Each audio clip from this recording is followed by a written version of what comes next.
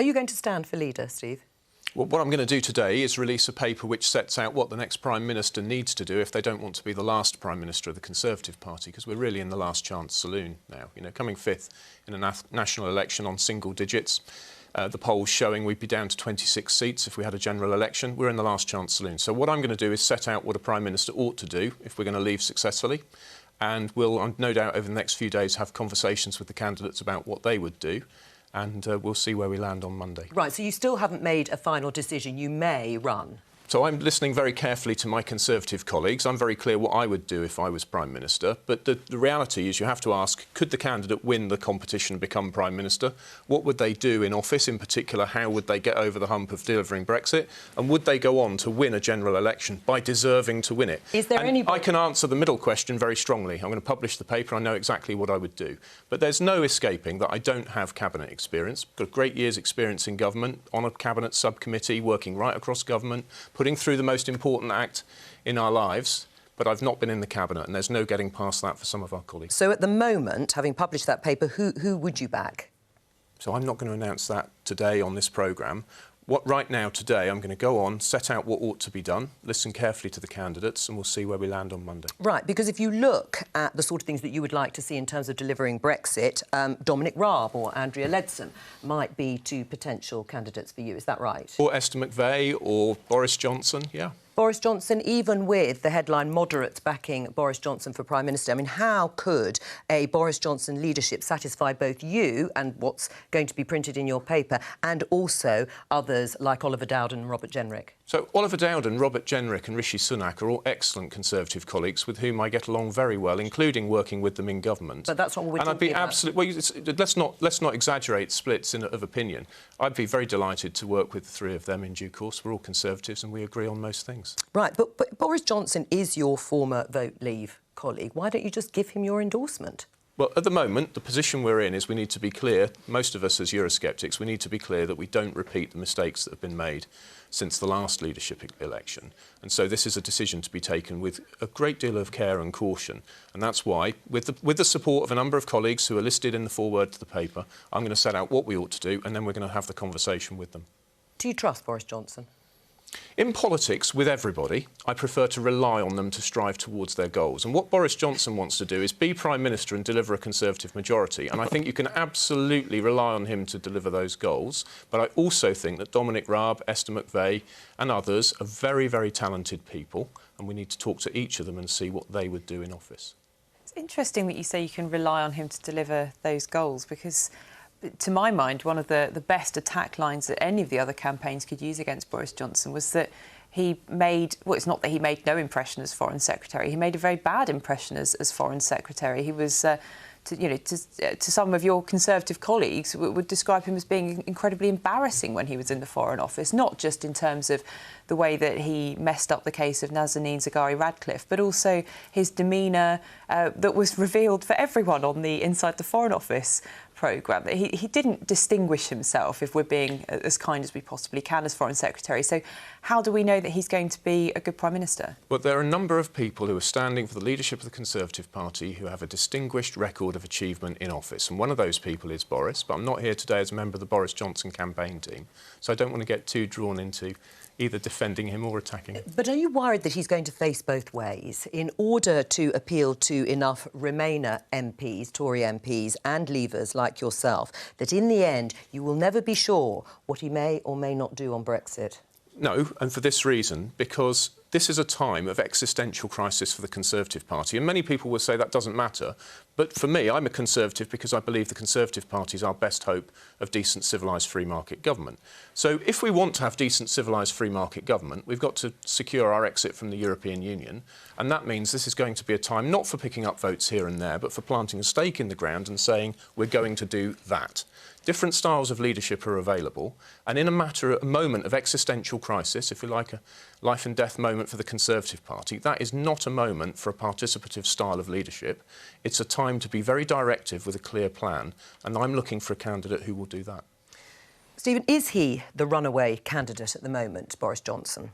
Yes, most definitely so. He's picking up support from all across the party, including from people who privately were saying things like they would rather eat broken glass than have Boris Johnson as Prime Minister only a few months ago, because they regard him as a surefire winner, because of his record winning in London and of his efforts in the 26-room referendum. In the end, will that be more important?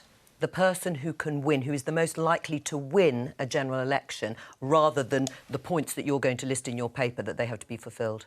We're not going to win a general election unless we exit the European Union. If we don't exit the European Union, the Conservative Party will come to an end. All right, let's just bring you this news that's been sent, which is the Tory leadership candidate Rory Stewart has strongly criticised Boris Johnson and other candidates for misleading voters over Brexit. Mr Stewart said there was not the slightest hope of securing a revised Brexit deal from the EU by October the 31st, which is the end of the extension, as Mr Johnson has promised. He also said there was no chance of taking the UK out of the EU without a deal, as Parliament would not allow it. Mr Stewart said politicians need to stop pretending they're going to get a new deal from Brussels. That was an interview with 5 Live. Is he right? No, he's not right. 2 reasons. First, Yanis Varoufakis has written in the Telegraph today. I was pleased to agree with elements of what he wrote. He thinks it's too late. It's too late now. It's futile and would be a humiliation to go back and negotiate further. I, of course, participated in the Malthouse Compromise. I understand Dominic Raab, he's written to me and said it's his plan to table the Malthouse Compromise. I think it's too late. I think the EU's had a last, best and final offer, and I think in the autumn they'll be way too busy with all the things they have to do. But on the point of Parliament not allowing things, the Institute for Government has just put forward a paper in which it sets out in detail how Parliament will not be able to stop a determined executive from reaching no deal in October. You don't have to take my word for it. Well, I mean, that's the worry. I mean, Boris, who is the front runner, has said we leave deal or no deal. And in actual fact, there's not obvious mechanisms or legislation. It would only be legislation from Parliament that could stop it. And the worry is, you know, Donald Tusk said, don't waste the time. We're sitting over there doing backbench debates day after day from now until there's a new Prime Minister. And then there's the summer recess. And then we're staring down the barrel of a no deal again. And we have possibly a Tory leader, one of the 4 or 5 that Steve mentioned, who actually want a no deal. No, that's not the case. So no deal is not an end state. What I want, and what I'll be saying again in this paper when I launch it in about an hour's time, is that what we want is an end state which is consistent with the offer the EU made to us in March last year, defence and security cooperation, a range of other issues, an advanced free trade agreement.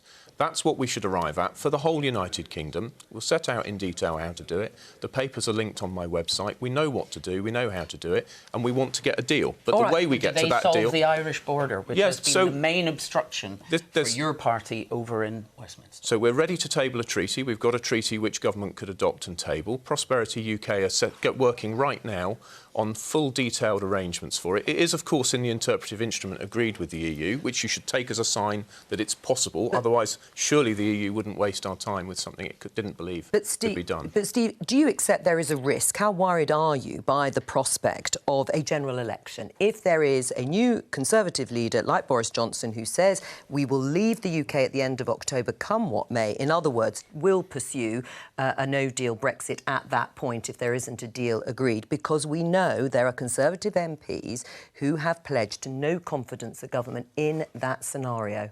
I think they need to get a grip.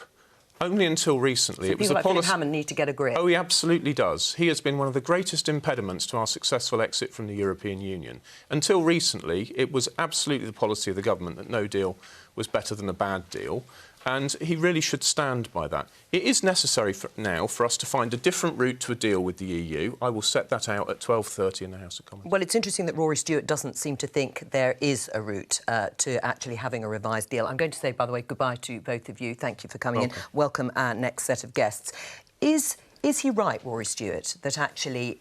the EU will not accept reopening the agreement. They've said that categorically, and also that Parliament cannot stop no deal happening. So, put us out of our misery. Who are you backing, Robin? I haven't decided yet, Joe. I'm thinking very carefully. I've had a meeting with my members in Swindon. I was taking part in a national phone-in of members last night. I think this leadership contest needs to be different. It's not 1919. It certainly isn't 1975. Let's try and open it up and actually have a mature, serious debate about who's going to be the Prime Minister of this country in 7 weeks' time. Do you agree with Rory Stewart Stewart, who has criticised Boris Johnson and other candidates for misleading voters over Brexit because he says there isn't the slightest hope of securing a revised Brexit deal from the EU by the end of October. Well, I think reopening the withdrawal agreement is for the birds. I think that it's far more realistic for any new Prime Minister to do some urgent work, first of all, to prepare for what might happen on the 31st of October if there is no agreement. There is some scope, I think, to look at the future relationship, the political declaration, but time is very short indeed. We have a new commission coming in.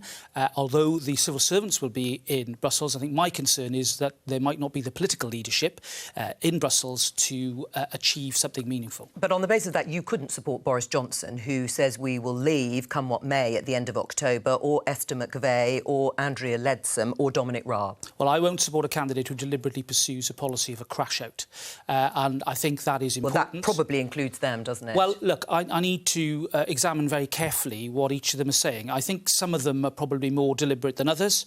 But as I said, I've genuinely not made up my mind, and I'm going to think about this in the next few days. Would you encourage candidates who have very little support at this stage to drop out? Yes, I would.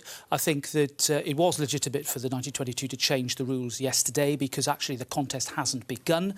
We need to clear the decks, as my colleague James Brokenshire said, and get on with this. Right. I mean, could you serve under a leader who'd won promising to leave come what may by the end of October? Well, Joe, I'm a team player and I've sought to use my influence from within government. I'm not alone in this. There are plenty of other voices within the Conservative Party and within government who offer balance. And working with a team, I think, is the principle that I use. So would you serve under Boris Johnson? Yeah, I would serve under a leader even if he pursued a policy you don't agree with? Let's see where we get to in October. I will serve under the democratically elected leader.